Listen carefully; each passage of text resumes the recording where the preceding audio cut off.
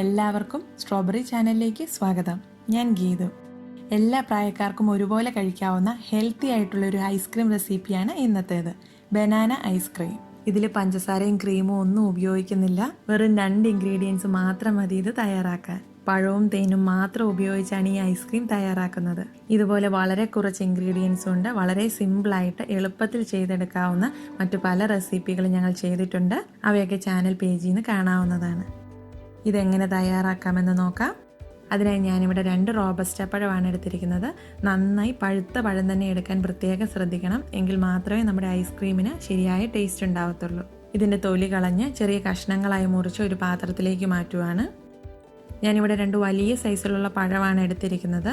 നിങ്ങളുടെ കയ്യിലുള്ളത് ചെറിയ പഴമാണെങ്കിൽ 3-4 എണ്ണം എടുക്കാം. ഇതിന് പ്രത്യേകിച്ച് അളവൊന്നുമില്ല, എത്ര പഴം വേണമെങ്കിലും എടുക്കാം. ഇനി ഈ പഴം നമ്മൾ ഫ്രീസ് ചെയ്യാനായി വെക്കുവാണ്. ഇത് 2-3 മണിക്കൂർ വരെ ഫ്രീസറിൽ വെച്ച് നന്നായിട്ട് തണുത്ത് കട്ടിയായി വരണം.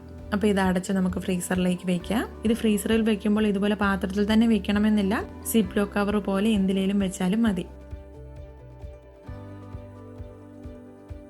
ഇപ്പോൾ ഒരു 3 മണിക്കൂർ കഴിഞ്ഞിട്ടുണ്ട്. പഴം നന്നായി ഫ്രീസായി നല്ല കട്ടിയായിട്ടുണ്ട്.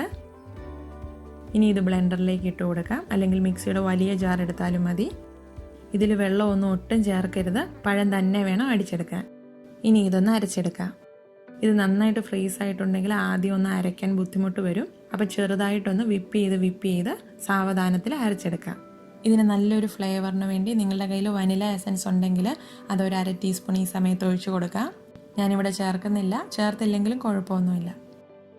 ഇതിപ്പോൾ നന്നായി ഒന്ന് അരഞ്ഞ് കിട്ടിയിട്ടുണ്ട്.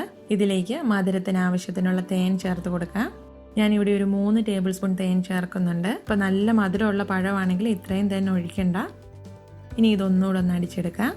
ഇപ്പോൾ ഇതിൻ്റെ ടേസ്റ്റ് ഒന്ന് നോക്കി നിങ്ങളുടെ മധുരത്തിനനുസരിച്ച് തേൻ്റെ അളവ് കൂട്ടിയോ കുറച്ചോ എടുക്കുക. ഇനി അഥവാ നിങ്ങളുടെ കയ്യിൽ തേൻ ഇല്ലെങ്കിൽ പകരം പഞ്ചസാര ചേർത്താലും മതി. പഞ്ചസാര 1-2 ടേബിൾ സ്പൂൺ മതിയാവും.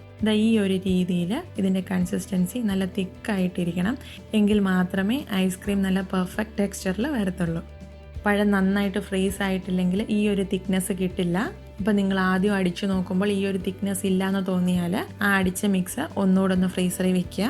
1-2 മണിക്കൂർ വെച്ചതിന് ശേഷം വീണ്ടും എടുത്തൊന്ന് അടിച്ചു നോക്കുക.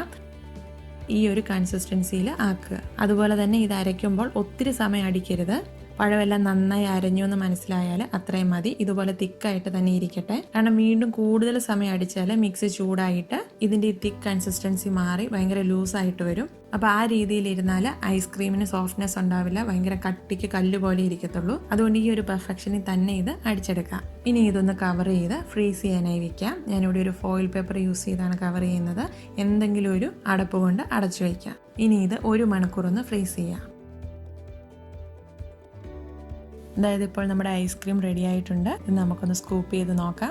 നമ്മൾ കടയിൽ നിന്നൊക്കെ വാങ്ങുന്ന ഐസ്ക്രീമിൻ്റെ അതേ ടെക്സ്ചറാണ്. നല്ല പെർഫെക്റ്റായി തന്നെ വന്നിട്ടുണ്ട്.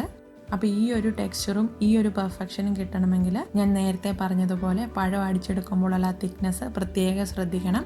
ഞാൻ കാണിച്ചതിലും കൂടുതൽ തിക്നെസ് ആയാലും കുഴപ്പമില്ല, അതിലും ലൂസായിട്ടുള്ളൊരു കൺസിസ്റ്റൻസി ചെയ്താൽ ഈ ഒരു പെർഫെക്ഷൻ കിട്ടില്ല. അപ്പോൾ ബനാന ഇഷ്ടപ്പെടുന്ന എല്ലാവർക്കും ഈ ഐസ്ക്രീം തീർച്ചയായും ഇഷ്ടപ്പെടും. നിങ്ങളെല്ലാവരും ഒന്ന് ട്രൈ ചെയ്ത് നോക്കണം. വളരെ ഹെൽത്തി ആയിട്ടുള്ളൊരു ഐസ്ക്രീമാണ്. അത് മാത്രമല്ല വളരെ പെട്ടെന്ന് തയ്യാറാക്കാനും സാധിക്കും. റെസിപ്പിയെ പറ്റിയുള്ള നിങ്ങളുടെ ഫീഡ്ബാക്സ് ഒക്കെ കമൻറ്റ് ബോക്സിലൂടെ ഞങ്ങളെ അറിയിക്കണം. വീഡിയോ ഇഷ്ടമായ ലൈക്ക് ചെയ്യുക, മറ്റുള്ളവരുമായി ഷെയർ ചെയ്യുക. ചാനൽ ഇതുവരെ സബ്സ്ക്രൈബ് ചെയ്തിട്ടില്ലെങ്കിൽ സബ്സ്ക്രൈബ് ചെയ്യുക. Thank you for watching. പുതിയൊരു വീഡിയോയുമായി ഉടൻ കാണാം.